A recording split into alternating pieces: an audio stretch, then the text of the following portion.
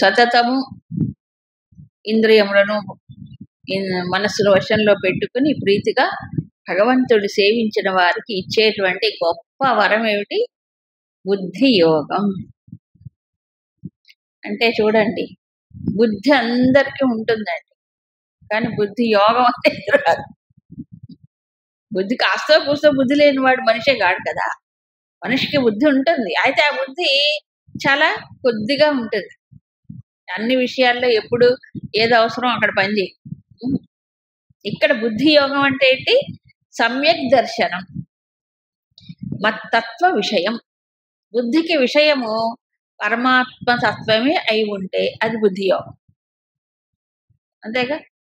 కర్మయోగం ఎప్పుడైంది? కర్మని సమర్పణ, కర్మఫల సమర్పణ చేసి భగవంతుడిని చిందించినప్పుడు కర్మయోగం. అలాగే బుద్ధి యోగం అది చెప్పాడు. అంటే సమ్యక్ దర్శనం. అది ఎవరు ప్రీతితో భజించినప్పుడు, నిత్యము భజించినప్పుడు, ఈషణత్రయం ఉన్నాడుగా, వాటి నుంచి ఇంద్రియాలని లోపలికి తీసుకొచ్చినప్పుడు అది సంభవిస్తుంది. అప్పుడు ఆ బుద్ధి యోగం స్థాయికి వచ్చినటువంటి వాళ్ళ ఏం చేస్తాడ భగవంతుడు? అజ్ఞానజం తమః, అజ్ఞానం వల్ల వచ్చేటువంటి చీకటి. అజ్ఞానం అంటే అజ్ఞాన జం అంటే అజ్ఞానం నుంచి పుట్టిన చీకటి. ఎక్కడుంటుంది ఆ చీకటి? లోపలే, ఆత్మభావస్థ లోపలే ఉంటుంది, అంతఃకరణలో ఉంటుంది. ఏమిటా చీకటి? తన గురించి తనకు తెలియపోవడం. తనలోనే పరమాత్మ ఉంటే ఆ పరమాత్మని గురించిన స్ఫురణ స్మరణ లేకపోవడం, అది కదా. సో అప్పుడు ప్రీతిగా ఎవరైతే నిత్యము భగవంతుడిని, ఆ పరమార్థ తత్వాన్ని ఇది చేస్తారో అప్పుడు అనుకంపార్థం జ్ఞానదీపేన భాస్వత, వెలుగుతూ ఉన్న జ్ఞానదీపముతో ఈ చీకటిని నేను నాశనం చేస్తాను. నిన్నంతా వివరంగా చెప్పుకున్నాం. జ్ఞానదీపం అనేది వెలుగుతూ ఉంటేనే అది జ్ఞానదీపం. అసలు దీపం అంటే వెలుగుతూ ఉండాలి. వెలుగు లేకపోతే దీపం అంటారు కదా, ఊరికే నూనె వద్దే. అంటే లోపల పరమాత్మ అంత అందరికీ, ప్రతి జీవుడికి కూడా లోపల ప్రకాశమై ఉన్నాడు లేదా? ప్రకాశమై లేకపోతే నాకు జ్ఞానం ఉందని, నాకు అజ్ఞానం ఉందని ఎలా తెలుస్తుంది? అవునా? ఉంది. ఇది అజ్ఞానం, ఇది జ్ఞానం అని తెలిసేటువంటి ప్రకాశం లోపల ఉంది. కాకపోతే ఆ ప్రకాశం తెలుసుకోలేడు ఉందనే సంగతి. ఇప్పుడు దీనికి గురుదేవులు ఒక ఉదాహరణ చెప్తారు. ఒక గది, కరెంట్ పోయింది. ఒక వస్తువుని మనం అక్కడెక్కడో టేబుల్ ఉంటే దానిపైన పెట్టాం. కానీ మామూలుగా మనకు జన్మ హక్కు కదా, ఏమిటి మర్చిపోవడం. వెతుక్కుంటే కరెంట్ పోయింది. కరెంట్ పోయింది, వెతుక్కి ఎక్కడ వెతికినా అది అక్కడే ఉంటుంది, అని కనిపించదు. వస్తువు ఉన్నా నాకు ఎందుకు కనిపించట్లేదు? వాటిని ప్రకాశింపజేసే వెలుగు లేదు కాబట్టి నాకు తెలియట్లేదు. అలాగే జ్ఞాన దీపం నిజానికి ఎప్పుడూ లోపల ప్రకాశ రూపుడై పరమాత్మ ఉన్నాడు. ఈ బుద్ధి సిద్ధమై లేదు కదా. ఈ బుద్ధి ఏమైంది? ఇప్పుడు డల్గా తమో గుణంతో, రజోగుణంతో, ఈషణత్రయంతో ఉంది. ఎప్పుడైతే నిత్య నిరంతరం భగవంతుడి యొక్క అనుసంధానం చేస్తాడో అప్పుడు ఏం జరుగుతుంది? ఈ బుద్ధి ప్రకాశం సూక్ష్మం అవుతుంది, అంతర్ముఖం అవుతుంది. అప్పుడు దీనికి కూడా ఏమొస్తుంది? ప్రకాశం వస్తుంది. కాబట్టి నిజానికి బుద్ధిలో వివేకము, ప్రకాశం ఎక్కడి నుంచి? ఆ ప్రకాశమే బుద్ధిలో వస్తుంది, అంతే కదా. ఇప్పుడు మరి అనుకంపార్థం అన్నాడేంటి భగవంతుడు? వీళ్ళ పైన అనుకంప చూపిస్తాడు, దయ చూపిస్తాడు భగవంతుడు. దయ అంటే భగవంతుడు దయతో ఇచ్చేది మనకేమిటి? అజ్ఞానం పోగొట్టడం, అంతే కదా. అంటే తన యొక్క స్వరూపం ఏమిటో తెలపడం. అందుకే అంటారు, కఠోపనిషత్తులో వస్తుంది, సూక్ష్మయా సూక్ష్మదర్శిభిః దృశ్యతేతు అగ్రయా బుద్ధ్యా సూక్ష్మయా సూక్ష్మదర్శిభిః. ఇది చూడబడుతోంది. అంటే తెలియబడుతోంది. ఎవరి చేత? సూక్ష్మ బుద్ధి, తర్వాత అగ్రబుద్ధి, సూక్ష్మదర్శినుల చేత, సూక్ష్మమైన వాడి అయిన బుద్ధి చేత తెలియబడుతుంది. కానీ మరొక చోట ఏం చెప్పారంటే వివృణితే తనూం స్వాం, తన యొక్క స్వరూపాన్ని తాను వెల్లడిస్తాడట పరమాత్మ. ఎలాగో అంటే ఎవరినైతే తాను ఎంపిక చేసుకుంటాడో వాళ్ళకి అంటాడు. వివృణితే అంటే ఏంటి? ఏం చేయాలి? సాధకుడు భగవంతుణ్ణి ఎంపిక కోరుకోవాలి. నాకు ఈ తత్వము నేను తెలుసుకోవాలి, పొందాలి, ఏకమవ్వాలి, లీనమవ్వాలి అనేటువంటి దృష్టి, అదే మోక్షకాంక్ష, మోక్షత్వం. అంతేగా? ఆ ఉన్నప్పుడు ఏమవుతుంది? తన స్వరూపాన్ని తను వెల్లడిస్తాడు. ఇప్పుడు నేను ఎంపిక చేసుకోను, నాకు దాని మీద అంత ఇంటెన్స్ దృష్టి ఉండదు. పొందాలి, కావాలి, తెలుసుకోవాలి అని లేదనుకోండి, అప్పుడు ఆయన అట్లే ముసుగేసుకొని కూర్చుంటాడు. ముసుగు మనకుందా? ఆయనకుందా? ఆయన ముసుగు ఎవరికి ఉంది? ఆయన ముసుగేసుకున్నాడా? మనకన్నీ ముసుగులు ఉన్నాయి. అందుకే అజ్ఞానజం తమహ అన్నాడు. ఆ అజ్ఞానం అదే కప్పివేస్తుంది. చూడని అక్కడే ఉన్నాడు, బుద్ధి వెనకే ఉంది. ఎక్కడున్నాడు? బుద్ధి వెనక ఎందుకు తెలియట్లేదు? బుద్ధి ముందుకు చూస్తుంది, వెనకే ఉంటే ఎలా తెలుస్తుంది? కాబట్టి ఇప్పుడు ఆయన దయ పొందటం అంటే ఏంటి? ఆయన వైపు తిరగటమే. అంతేనా కాదు? మనమేమో వెనక్కి తిరిగి కూర్చున్నాం, ఆయన వెనకున్నాడు, నేను ఇటు చూస్తున్నా, నాకు ఎప్పుడు తెలుస్తుంది చెప్పండి? ఎన్ని జన్మలైనా తెలియదు కదా. కాబట్టి బుద్ధిని ఏం చేయాలి? ఇప్పుడు లోపలికి. అదే సాధన అంతా అదే. అది కూడా స్వచ్ఛమైన బుద్ధి అన్నాడు, సూక్ష్మమైన బుద్ధి అన్నాడు, అది అగ్రమైన బుద్ధి అన్నాడు, లోపలికి చొచ్చుకొని పోయేటువంటి. సో సాధకుడికి కొంతవరకు ఏమిటి, ఒక స్థాయి సవికల్పం అంటే ఆత్మతో నిత్యానుసంధానం చేసేటువంటి స్థితి. అప్పటి వరకు తన యొక్క సాధన మీదే ఉంది, ఆధారపడి ఉంది. సవికల్పానికి వచ్చిన తర్వాత ఆ చివరిది చూసారా, అది మాత్రము ఆయన అనుగ్రహంతో వస్తుందట. ఇది ప్రతి సాధకుడు ప్రార్థన చేస్తే, కోరుకుంటే, అప్పుడు ఇది కూడా డ్రాప్ అయిపోయి తన స్వరూపాన్ని తాను వెల్లడిస్తాడు. అందుకే అన్నాడు తనూం స్వాం వివృణితే. అప్పటిదాకా రావాలి. ఇదే మనకి ఎక్కడ ఏ ఉపనిషత్తు? ఈశావాస్యలో కూడా వస్తుంది. హిరణ్మయేన పాత్రేణ సత్యస్యాపిహితం ముఖం సత్వం అపావృణు సత్యధర్మాయ దృష్టయే.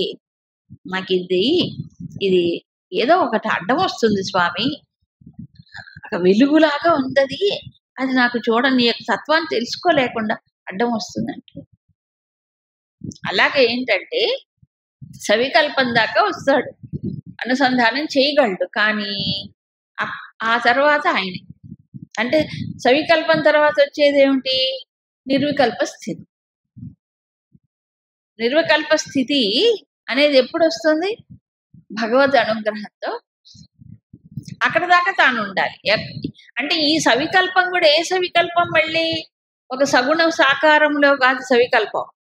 ఎందుకంటే యోగ సూత్రాల్లో బాహ్య విషయాల్లో కూడా సవికల్పం వస్తుంది.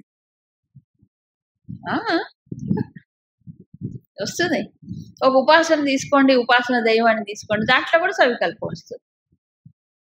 కాబట్టి ఇక్కడ చెప్పినటువంటిది అలా కాదు.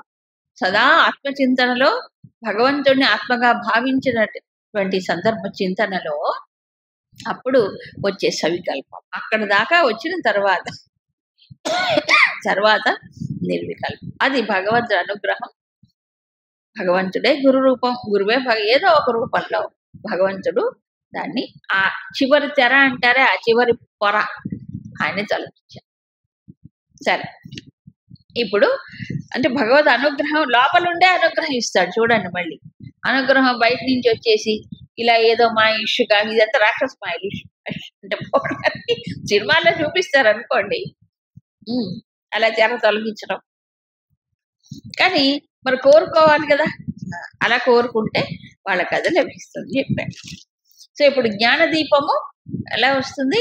బుద్ధి యోగంతో సాధన చేసినప్పుడు భగవంతుడే ఆ చివరి స్థితి ఏదైతే ఉందో నిర్వికల్పం, భగవంతుడిలో ఏకమవ్వడం.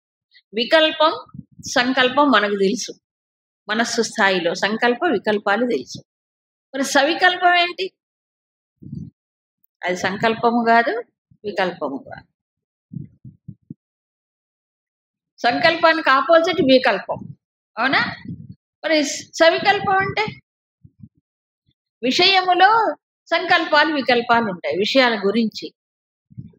ఆత్మచింతనలో సంకల్పం ఉంటుందా, వికల్పం ఉంటుంది? రెండు ఉండవు కదా. మరి ఏముంటుంది? ఆ చింతన చేయగా వచ్చేటువంటిదే సవికల్పం. అంటే నిర్వికల్పానికి ముందు ఉండేటువంటి స్థితి. ఎప్పుడైతే అహం అనేటువంటి భావన ఆత్మచింతనలో సుసూక్ష్మమైపోయి ఆత్మభావనే బ్రహ్మభావన అని చెప్పాడే నిలిచినప్పుడు నామమాత్రమైన అహం ఏదో బీజస్థితిలో ఉంటుంది. అది పడిపోతే నిర్వికల్పం. అది భగవద్ అనుగ్రహంతో రావాలి. ఇక ఇలా చెప్పేటప్పటికి అర్జునుడు మళ్ళీ ప్రశ్నించాడు. ఇప్పుడు అర్జునుడి ప్రశ్నలో మామూలుగా క్లుప్తంగా ప్రశ్న ఎప్పుడు క్లుప్తంగా ఉంటుంది, సమాధానం చాలా ఉంటుంది.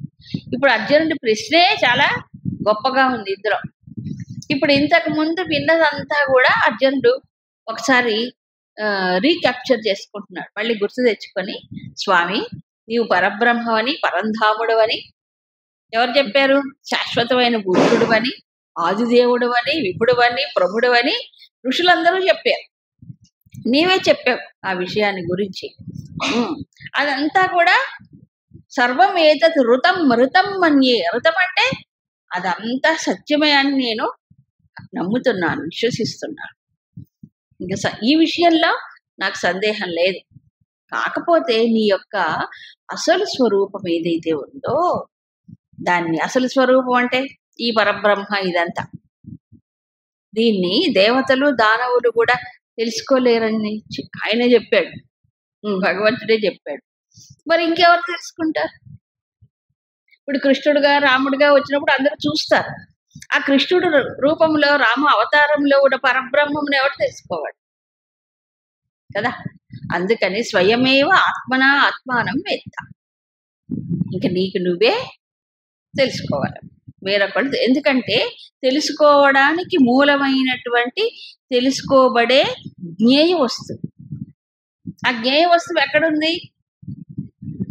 తానే అయి ఉంది, బాహ్య విషయము కాదు, తానే అయి ఉన్నప్పుడు అప్పుడు ఎవరికి సాధ్యం? అది బుద్ధికి సాధ్యము కాదు. బుద్ధికి ఆవలకు వెళితేనే అది సాధ్యం. అందుకని మరి ఇప్పుడు ఎవరు చెప్పాలి ఆ విషయాన్ని గురించి? నీవే చెప్పాలి. నువ్వే భూతభావునడవు, భూతాన్ని ప్రాణులందరినీ మరి ఆధారపై ప్రాణులకి మూలమైన వాడు, జగత్పతి. అందుకని నీ యొక్క విభూతుల గురించి నీవు నాకు చెప్పవలసింది. అశేషేణ వక్తుమర్హసి. అశేషం అంటే ఏమాత్రం శేషం లేకుండా నిశ్శేషముగా పూర్తిగా. ఆత్మ విభూతయ దివ్యాహ. నీ విభూతులు అవి దివ్యమైన విభూతులు, అంతేగా. విభూతి అంటే ఏం చెప్పుకున్నాం? ఉనికి. ఉనికి అంటే భగవంతుడు అంతటా ఉన్నాడుగా, దాని విభూతనం. అంతటా ఉన్నవాడిని విభూతనం. అది కేవలం భూతి, సర్వసాధారణంగా ఉండటం. దానికి ప్రత్యేకంగా ఏమి విశేషణాలు ఉండవు, అవునా? మరి విభూతి అంటే విశేష రూపములో ఉనికి కలిగి ఉండటం, దాన్ని విభూతి అంటారు. ఇప్పుడు ఇందాక భగవంతుడు చెప్పాడు, నా యొక్క విభూతుల్ని యోగంని ఎవరైతే తెలుసుకుంటారో వారు అవికంపన యోగంలో ఉంటారన్నాడు. ఇప్పుడు అదే అడుగుతున్నాడు, మాకేం తెలుసు స్వామి నీ విభూతులు? నీవు చెప్పాల్సిందే కదా. అది మరి అవి కూడా దివ్య విభూతి, దివ్యమైనటువంటిది. మామూలు ఉనికి సర్వసాధారణ సచ్చిదానంద రూపంలో అంతటా ఉన్నాడు కదా, అధిష్టానముగా ఉన్నాడు. కానీ ప్రత్యేకంగా ఏమీ లేదు అక్కడ, సర్వసాధారణం. ఈ సర్వసాధారణంగా ఉన్న తత్వాన్ని తెలుసుకోవడం కష్టం, చింతన చేయలేరు. బుద్ధికి ఏమి పట్టుకోవడానికి ఏమి అక్కడ ఆలంబన ఉండదు. అందుకని ఇప్పుడు అర్జునుడు అడుగుతున్నాడు ఈ ప్రశ్న. ఇప్పుడు ఇందాక నిర్వికల్ప స్థితి సవికల్ప ఆ సాధకుడు కాదు ఇక్కడ అడిగేది, అర్జునుడు అడుగుతున్నాడు ప్రశ్న. సాధన చేయడానికి నిత్య నిరంతర చింతన కలగటానికి అడుగుతున్నాడు. మైండ్కి కొంత ఆలంబన కావాలి కదా, అందుకు అడుగుతున్నాడు. సరే, మరి ఎలాగా? ఆ విభూతులు దివ్యమైనవి అంటున్నారుగా, ఎలా తెలుసుకోవాలి?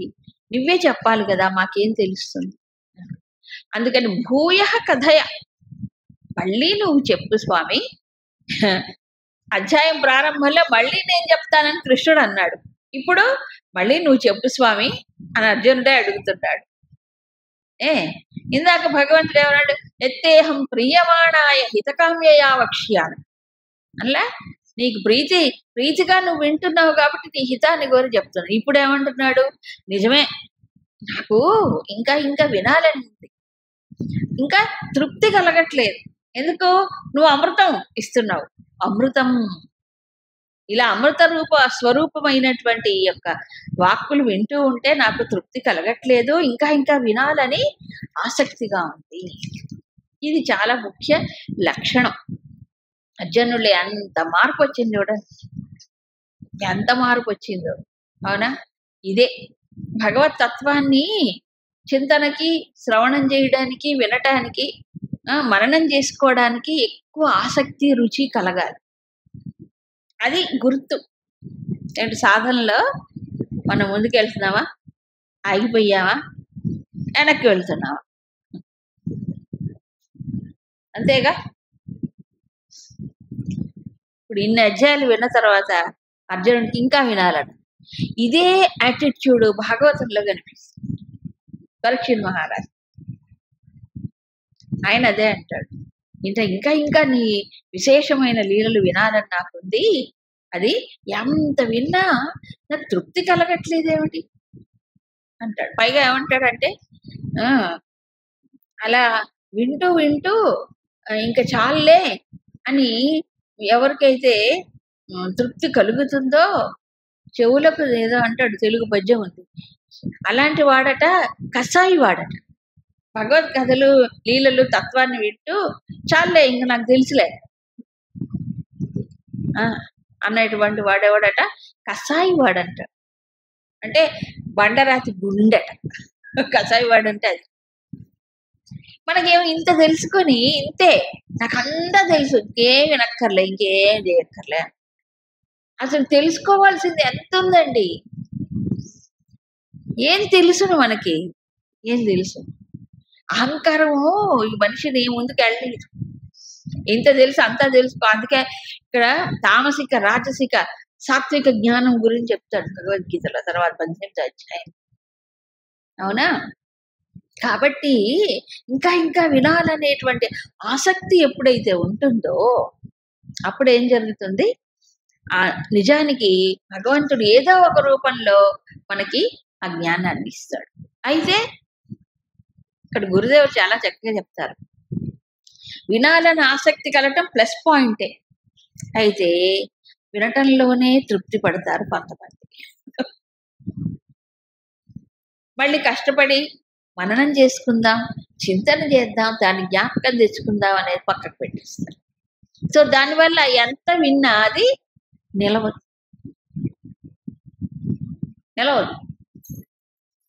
వినేటప్పుడు కూడా పూర్తి ఆసక్తితో విన్నప్పుడు అది కొంతవరకు ఎఫెక్ట్ ఉంటుంది దానిపైన. మననం చేసుకోకపోతే మళ్ళీ వెళ్ళిపోతుంది గాలికి కదా. అందుకు వినటం ఎంత ముఖ్యమో మళ్ళీ దాన్ని శివాధ్యయనం, స్మరణం, మననం చాలా ముఖ్యం. ఇది అయితే ఈయన అర్జునుడు ఏమడిగాడు? నాకు సంపూర్ణంగా వివరించి అంటే అశేషేణ పూర్తిగా నాకు చెప్పు అని అడిగాడు. ఈయనేమంటున్నాడు చూడండి భగవంతుడు. శ్రీ భగవానువాచ హంతతే కథయిష్యామి దివ్యాహ్యాత్మ విభూతయః ప్రాధాన్యతః కురు శ్రేష్ఠ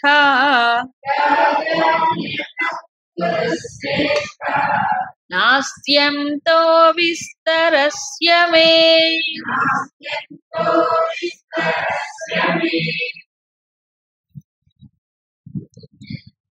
శ్రీ భగవాను ఉవాచ తే ఆత్మవిభూతయః దివ్యాః కథయిష్యామి. నీకు నేను నా విభూతులను దివ్యమైన వాటి గురించి చెప్తాను. ఎలాగో ప్రాధాన్యత, ప్రాధాన్యం అంటే తెలుసు కదా, ముఖ్యమైనవి, ఇంపార్టెంట్, చాలా ముఖ్యమైనటువంటివి మాత్రం నీకు చెప్తాను. ఏం స్వామి, నేను విశేషంగా విస్తరించి చెప్పని అడిగాను కదా, నువ్వు ప్రాధాన్యత అంటావేంటి, ఇంపార్టెంట్వే చెప్తానంటావేంటి? మామూలుగా పిల్లలు ఏమడుగుతారు పరీక్షలకు చదివేటప్పుడు? ఇంపార్టెంట్ క్వశ్చన్స్ కదా, చుక్కబెట్టిన పద్యాలు, లేదా ఇంపార్టెంట్ వివివివిఐఎంపి, చాలా ఇంపార్టెంట్ ఏంటి, ఇందులో డ్యామ్ షూర్గా వచ్చేది ఏమిటి అడుగుతుంటారు. ఇక్కడ భగవంతుడు ముఖ్యమైనవి నేను చెప్తాను. ఎందుకు అంటే చెప్తాడు, మే విస్తరస్య అంతః నాస్తి. నా విస్తారమునకు అంటే నేను వ్యాపించి సర్వము వ్యాపించి ఉన్నాను కదా. ఈ విభూతులు కూడా ఎలా ఉంటాయి, ఎన్నో ఉంటాయి, అంతా వ్యాపించదు నాకు. అందుక అంతః నాస్తి అంటే అంతు లేదు, ఎన్నో విభూతులు ఉన్నాయి. నేను ఎన్నని చెప్పగలను నీకు? ఇలా నేను చెప్పుకుంటూ పోతే ఇంకా ఇంకా ఉంటూనే ఉంటాయి. నేను అంతసేపు చెప్పినా నువ్వు వినగలవా? అందుకని ఏం చేస్తాను, ముఖ్యమైనవి మాత్రం నీకు చెప్తాను. హంత హంత అన్నాడు భగవంతుడు. హంత అంటే అయ్యో అని అర్థం. అయ్యో, నువ్వేమో పాపం విస్తరించి చెప్పమని అడిగావు, కానీ విస్తరించి చెప్పడానికి వీల్లేదు. ఎందుకంటే నా విస్తారానికి అంతు లేదు కదా. మే విస్తరస్య అంతః నాస్తి. నేను అంతా వ్యాపించి ఉంటే, అనంతమంగా నా విభూతులు ఉంటే నీకు ఎంతకని చెప్పేది, సంపూర్ణంగా చెప్పలేను కదా. కాబట్టి ముఖ్యమైనవి చెప్తాను. నిజమే కదా. ఆయన ఎవరో చెప్పారు, ఎవరో కవి, భగవంతుడి గురించి చెప్పాలంటే స్వయంగా ఆదిశేషుడు తన ఏమిటి 1000 ముఖములతో చెప్తూ ఉన్న సరస్వతీదేవి, ఆ తల్లి ఆవిడంతటా ఆవిడ కలం పట్టుకొని సముద్రాన్ని సిరాగా చేసుకొని రాస్తూ ఉన్న అంతు లేకుండా పోతుంది. అంటే ఇంకా మిగులుతూనే ఉంటుంది, అంటే అనంతమని. అందుకు మరి నేను నా పరిస్థితి అది. నా పరిస్థితి అంటే నా విభూతులు అన్నీ ఉన్నాయి, చెప్పలేక కాదు, చెప్పడానికి వీల్లేదు. ఒకవేళ నేను ఇలా చెప్పుకుంటూ పోయినా నువ్వు అంతసేపు బతకవు, అన్ని రోజులు నీ ఆయుష్ అయిపోతుంది అక్కడ. అందుకు నిజానికి అర్థం చేసుకునేవాడికి కొన్ని చాలు, మిగతావన్నీ తాను ఊహించుకోవాలి. ప్లస్ ఇంకోటి, నిత్య నిరంతర చింతన కోసం అది కేషు భావేషు సదా పరిచింతయ్యని, అది కదా అడిగాడు. ఏ ఏ భావములతో నిత్య నిరంతరం నేను తలుచుకోవాలో వాటికి ఆలంబనగా నాకు నీ విభూతులు చెప్పు అడిగాడు. కాబట్టి స్మరణకు అనుకూలంగా కొన్ని చెప్తే మిగతావి తాను ఊహించుకోవచ్చు, అది చెప్పాడు. ఇంకోటి ఏంటంటే హంత, ఇక్కడ గురుదేవులు ప్రత్యేకంగా చెప్తారు, అయ్యో వీడు ఎంత పిచ్చివాడు, ఇంకా ఏమేమో చెప్పాలని అడుగుతున్నాడు. ఇంతకు ముందంతా చెప్పింది ఏమిటి, నేను ఇదంతా వ్యాపించి ఉన్నాను అని చెప్పాను, అవునా? ప్లస్ లోపలే ఎక్కడున్నాను, ఆత్మగా ఉన్నాను అని చెప్పలేదా? అన్ని చోట్ల అదే చెప్పాడు. అసలు ముఖ్యమైనది ఇదే కదా, దాన్ని పట్టుకోలేక ఇంకా ఆలంబన కావాలని అడుగుతున్నాడు. అంతే మరి, సాధారణమైనటువంటి ఇది కదా. అతను ఋషి కాదు కదా అర్జునుడు, ఒక వీరుడు, అంటే ఇంకా బహిర్ముఖమైనటువంటి స్థితిలోనే ఉన్నాడు. అలాంటి వాడికి ఎలా అర్థం అవుతుంది? కాబట్టి ఎంత చెప్పినా ఆత్మ ఆత్మ పరమాత్మ అంతటా ఉన్నాడు ఆయన, అజీర్ణం కాదు, ఆ ఏకతత్వాన్ని అనుసంధానం చేసే స్థితికి రాలేడు. కాబట్టి అడుగుతున్నాడు ఎవరు, అర్జునుడు. సరే, భగవంతుడు కూడా మరి సిద్ధంగానే ఉన్నాడు చెప్పటానికి. అయితే ప్రాధాన్యత ముఖ్యమైనవి చెప్తారు. చాలు. ఏమిటట? అందులో ముఖ్యమైన విభూతుల్లో అతి ముఖ్యమైనది ముందు చెప్పాడు. అహమాత్మా గుడాకేశ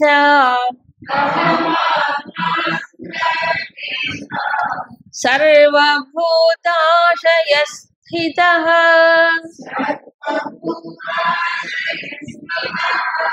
అహమాదిశ్చ మధ్యం చ భూతానామంత ఏవ చ.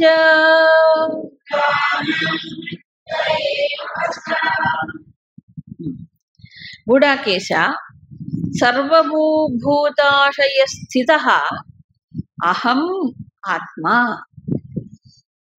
అహం నేను ఆత్మ. ఎక్కడున్నా స్వామి ఆత్మ అంటే? సర్వభూతాశయ స్థిత, సర్వప్రాణుల యొక్క హృదయాలలో నేను ఉన్నాను. ఎలాగున్నావు? ఆత్మగా నేనున్నాను. ఇది విభూతి. అన్నిటికంటే ముఖ్యం. ఇంతకంటే దగ్గరగా మరొకటి లేదు అందుబాటులో. అవునా? ఇక రెండవది అహం భూతానాం, అన్ని ప్రాణులకి కూడా అహం ఆదిహి మధ్యం చ అంతం ఏవ చ. అన్ని ప్రాణులకి నేను ఆది మధ్య అంతములలో ఉన్నాను. రెండు ముఖ్యమైనవి ఇవే. ఒకటి, అందరి హృదయాల్లో ఆత్మగా నేనున్నాను. సర్వప్రాణుల ఆది మధ్య అంతములలో నేనున్నాను. ఇది వివివివిపి విభూతి, విశేషమైనటువంటి విభూతి. అంతేగా? విభూతి అంటే విశేషంగా. ఎందుకు? ఇప్పుడు అలా అనుకుంటే భగవంతుడు శిరస్సు నుంచి పాదాల వరకు ప్రతి ఇంద్రియముల వెనుక ఉన్నాడు. అవునా లేదా? ప్రతి అంటే అంతఃకరణంలో ప్రకాశిస్తున్నాడు. అవునా? ప్రతి జీవకణంలో ఉన్నాడు. ఉందిగా? ప్రతి జీవకణానికి తెలివి ఉందిగా మనకి. మరి అంతటా ఉన్నాడు. లేనిది అక్కడ నిజానికి ఆలోచిస్తే 15వ అధ్యాయం వీటన్నిట్లో చెప్తాడు. వైశ్వానరుడు రూపంలో ఉన్నాడు. చెప్పలే? 7వ అధ్యాయం చెప్పడు. బుద్ధిర్బుద్ధిమతామస్మి, తేజస్తేజస్వి నామహం, ఇంద్రియాణం మనశ్చాస్మి చెప్పాడు. ఇక్కడ కూడా వస్తుంది. అప్పుడు ఇన్ని కూడా ఆయన అక్కడక్కడ ఉన్నాడని చెప్పాడు. కానీ అన్నిటికంటే ముఖ్యం, ఎక్కడ ఆయన్ని నేను కలుసుకోవచ్చు డైరెక్ట్గా? How can I meet him directly?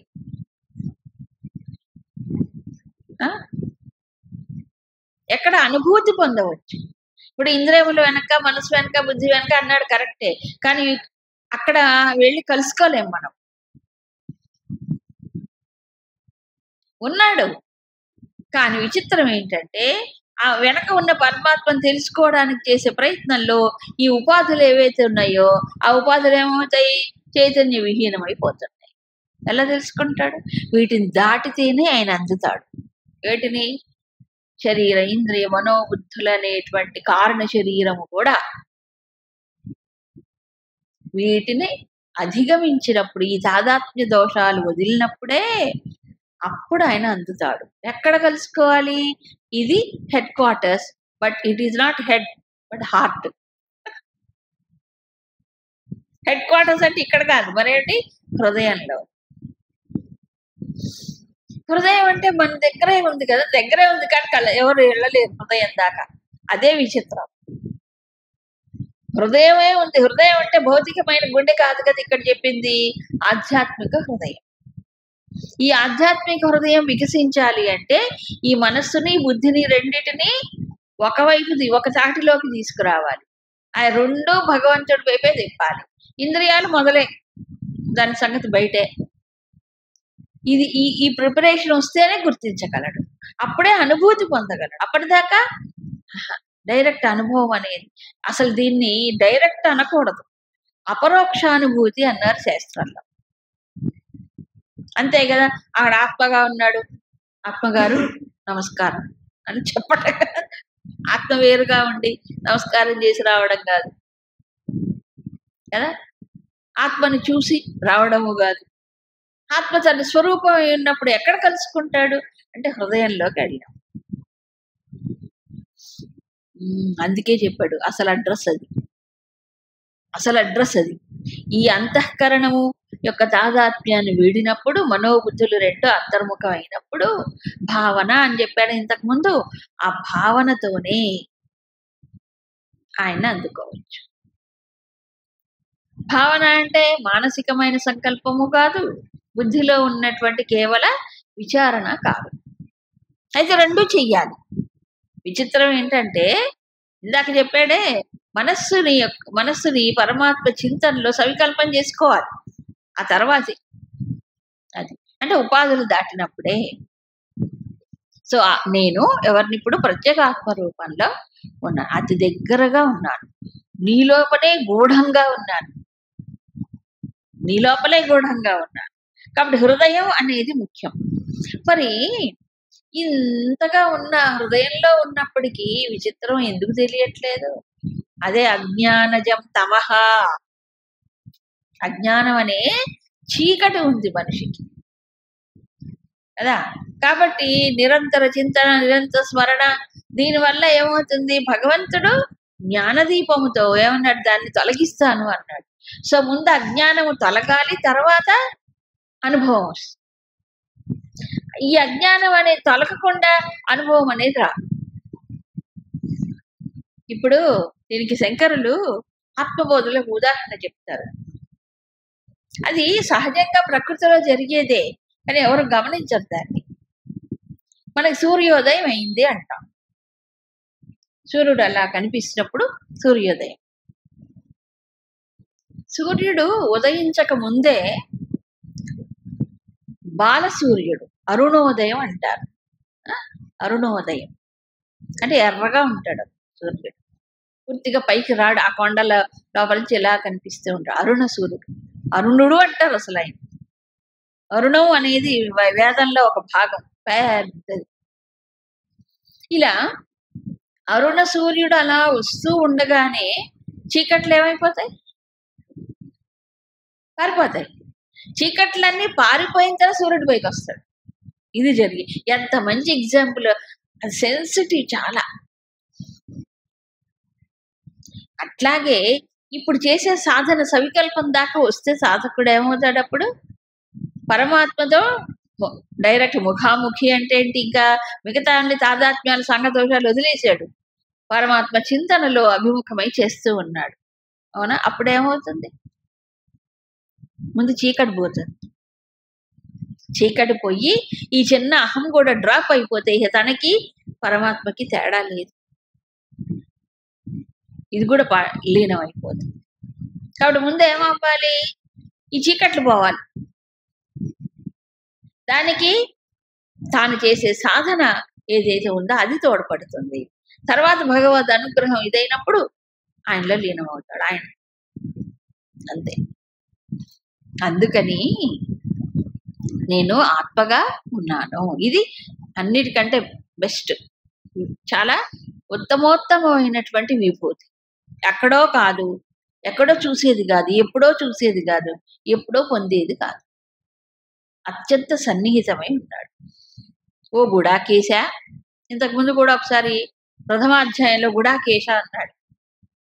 గుడాక అంటే నిద్ర, నిద్ర నిద్ర. గుడాక ఈశ అంటే దాన్ని ఈశుడు, నిద్రకి ఈశుడు అంటే ఏంటి? జిత నిద్ర అంటే నిద్రను జయించిన వాడు. నిద్రను జయించడం అంటే నిద్రే లేకపోవడమా? నిద్ర లేకపోవడం అంటే ఇప్పుడు ఈ రోజుల్లో నిద్ర లేని వాడు బోల్డ్ మంది, రకరకాల కారణాలు చేత. వాళ్ళందరూ గుడాకేసులు కాదు కదా. మరి ఏమిటి ఇక్కడ? నిద్రను జయించటం. ఇప్పుడు జితక్రోధ చాలా చోట్ల వచ్చింది. జితక్రోధ అంటే క్రోధాన్ని జయించటం అంటే ఏంటి? క్రోధం ఎప్పుడు రాదా ఇహ అలాంటి వాళ్ళకి? ఎందుకు రాదు? వస్తుంది, తెచ్చుకుంటారు. అయితే క్రోధం తెచ్చుకుంటారు, క్రోధాన్ని పక్కన పెట్టేస్తారు, తన వశంలో పెట్టుకుంటాడు క్రోధాన్ని. అవసరం వచ్చినప్పుడు మళ్ళీ పక్కన పెట్టి జేబులో పెట్టి. కానీ క్రోధము చేత ఆవహించబడినప్పుడు క్రోధావేశం. క్రోధావేశం అంటే ఏంటి? క్రోధం ఆవేశిస్తుంది వాడికి, భూతం దయ్యం ఆవేశించాడు. అప్పుడేమవుతుంది? కంట్రోల్ ఉండదు. కంట్రోల్ ఉండదు, అది పోదు కదా. తన వశంలో ఉంటే తెచ్చుకుంటాడు, వదిలేస్తాడు. వశంలో లేకపోతే దానంతట అది వస్తుంది, ఎప్పుడో పోతుంది. అప్పటిదాకా జరిగేవన్నీ జరిగిపోతాయి. అలాగే నిద్రను జయించడం అంటే ఏంటి? ఎప్పుడు పడితే అప్పుడు నిద్ర మనకు తెలియకుండా రావటము కాదు, నిద్ర పట్టకపోవటము కాదు. ఏంటి? అవసరమైనంత వరకు రెస్ట్ తీసుకుంటాడు, తర్వాత మళ్ళీ మామూలుగా చూడండి, బాగా నిద్ర మత్తు అంటాడు. నిద్ర మత్తు అంటే ఏమిటంటే, కొంతమందికి నిద్ర లేస్తారు, కూర్చుంటారు, కానీ ఇంకా మగతగానే ఉంటుంది. అంటే కదా, ఇంకా మగతగానే ఉంటుంది. అందుకే ఉత్తిష్ట జాగ్రత్త అన్నాడు. అవునా? అంటే ఏంటి? లేస్తాడు కానీ ఇంకా యాక్టివ్ కాలే, మెలకు రాలే పూర్తిగా. అది మత్తు, మగత, అది ఉండకూడదు. సో జిత నిద్ర అంటే ఏంటి? నిద్రను వశంలో పెట్టుకున్నవాడు. అది అవసరమైనప్పుడు నిద్రపోతాడు, లేదంటే వెళ్ళిపోతాడు. అది చాలా గొప్ప ఇది అన్నమాట స్థితి అర్జున. సరే, తర్వాత ఇంకో అర్థం చెప్పాడు శంకర్లు చెప్పిందే. ఘనకేశ. ఘనకేశ అంటే ఘనమైన కేశములు, అంటే మంచి ఒత్తు జుట్టు కలిగిన వాడు బాగా, కాబట్టి అదంతా ఇట్లా కట్టుకుంటాడు. సరే, ఇంకో విభూతి. మొదటిది ఏంటి? ఆత్మరూపంలో నేనున్నాను. రెండవది భూతములకు, సర్వప్రాణులకు ఆది మధ్య అంతములలో ఉన్నాను. ఇంతకుముందు చెప్పాడు ఇదే విషయాన్ని. సృష్టికి ఆదిలో నేనున్నాను, మధ్యలో నేనున్నాను, సృష్టి స్థితి లయములంతట్లో నేను, నాలోనే ఇవన్నీ పుడుతున్నాయి, నాలోనే అంతమైపోతున్నాయి అని చెప్పాడు ఇంతకు ముందే. మళ్ళీ చెప్తున్నాడు. అడిగాడు కదా ఈయన ముఖ్యమైనటువంటివి చెప్పమని. ఆ ముఖ్యమైనవి చెప్పను, నేను ముఖ్యమైనవి నీకు చెప్తా అన్నాడు ఆయన అంతా చెప్పమన్నాడు. ముఖ్యమైనవి ఈ రెండు. ఏది? ఒకటి యోగం, రెండు విభూతి. యోగం అంటే ప్రత్యేగాత్మ రూపంలో ఉంది.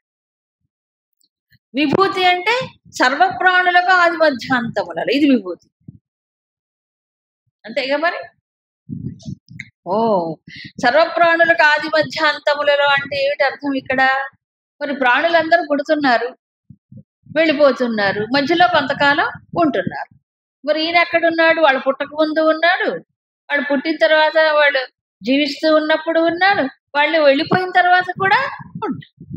సో జీవుల యొక్క పుట్టుక పోకకి సంబంధం లేదు. ఈ జీవుడు ఏమవుతున్నాడు?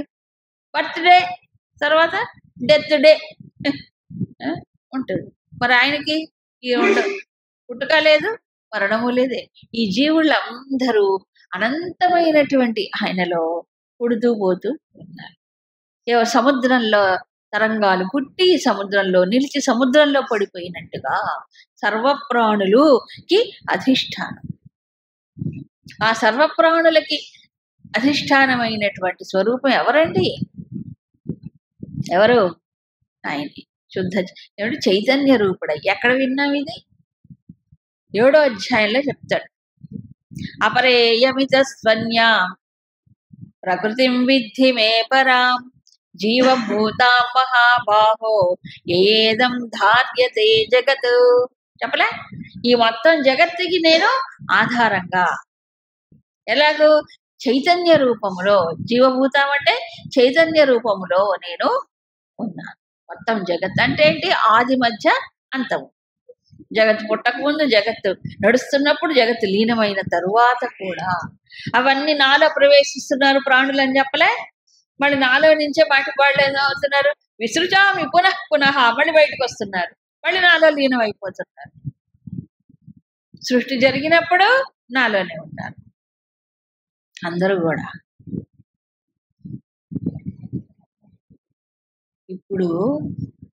ఇప్పుడు నేను భగవంతుడికి ఎప్పుడు దూరం అయ్యాను? ఎప్పుడు ఎవరు దూరం కాలే. ఎందుకు?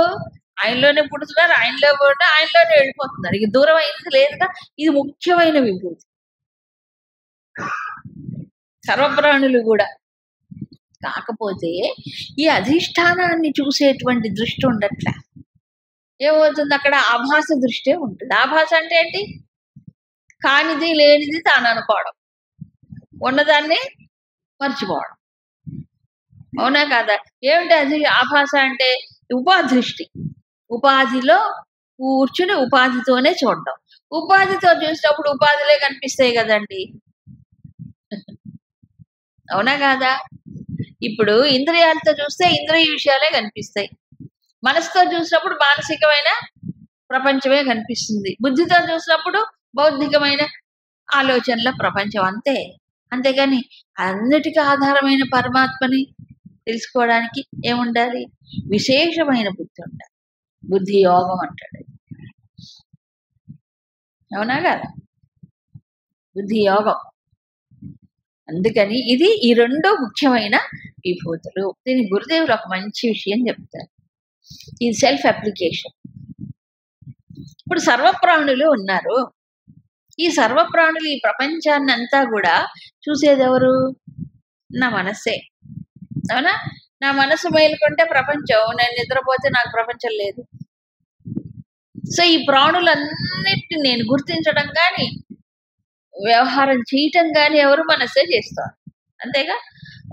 సో మనస్సులోనే ప్రపంచం. మనసు లేకపోతే ప్రపంచం ఉందా? లేదు. ఓకే. సో ఇప్పుడు సర్వప్రాణులు ఎక్కడున్నారు? ఎలా నాకు చేరుకుంటున్నారు అంటే ఆలోచన రూపంలో అన్నీ కూడా మొత్తం. సో ఇప్పుడు ఈ ఆలోచనలు ఏవైతే ఉన్నాయో, ఈ ఆలోచనలు పైకి లేచినప్పుడు, ఈ ఆలోచనలు ఉన్నప్పుడు, ఈ ఆలోచన పోయినప్పుడు, ఈ పడిపోయినప్పుడు,